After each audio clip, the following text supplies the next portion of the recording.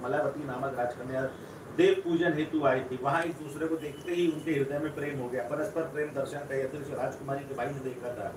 देव पूजन के पश्चात राजकुमारी अपने भाई के साथ वापस लौट आई। तत्पश्चात जीमूतवाहन जब पर्वत पर भ्रमण कर रहे थे तब उन्हें सहसा किसी के रुदन का स्वर सुनाई दिया। वे उस स्वर की दिशा में चल दिए। कुछ ही दूर जाकर उन्होंने देखा कि शंखचूड़ सांप की मां विलाप कर रही थी। उन्होंने उससे विलाप का कारण पूछा तो ज्ञात हुआ कि उसका एक माह पुत्र आज गरुड़ के भोजन के लिए जाने वाला है। जीमूतवाहन का हृदय द्रवित हो गया। वे स्वयं गरुड़ के भोजन के लिए नियत स्थान पर जाकर लेट गए।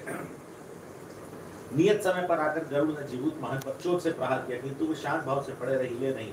चोट में जब सांप का स्पर्श न हुआ तो उसने नीचे देखा, जिससे गरुड़ को आश्चर्य हुआ। सोचने लगा यह कौन पड़ा है। जब गरुड़ ने उसे खाना बंद कर दिया तो जीमूतवाहन ने पूछा, आपने खाना क्यों बंद कर दिया? मेरी नसों में अभी भी रक्त प्रवाहित हो रहा है, मेरे शरीर में मांस है, लगता है अभी तुम्हारी भूख मिटी नहीं।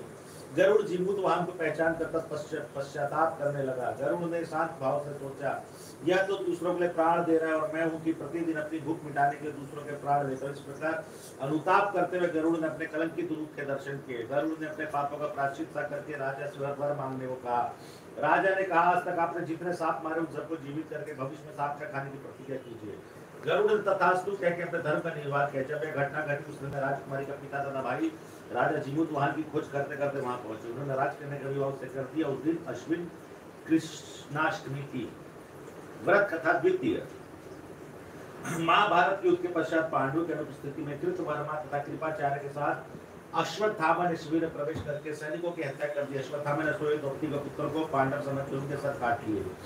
दूसरे दिन अर्जुन ने केसर को सारथी बनाकर अश्वत्थामा का पीछा किया तथा उसे बंदी बनाया। धर्मराज युधिष्ठिर के आदेश तथा श्री कृष्ण के परामर्श से सिर की मणि लेकर तथा केश मुड़कर गरुड़ गुरुपुत्र को बंधन से मुक्त किया।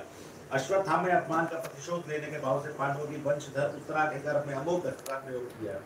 पांडव उस अस्त्र का प्रतिशोध न कर सके। वे भगवान केशव की शरण में गए। भगवान ने सूक्ष्म रूप से उत्तरा गर्भ में प्रवेश करके गर्भ की रक्षा की, किंतु जब पुत्र का जन्म हुआ तो वह मृतप्राय था। भगवान ने उसे प्राण दिया। वही पुत्र पांडव वंश का उद्धारक राजा परीक्षित हुआ। परीक्षित को इस प्रकार जीवन दान देने का इस व्रत को जीवित पुत्रिका नाम से शब्दांकित किया गया है।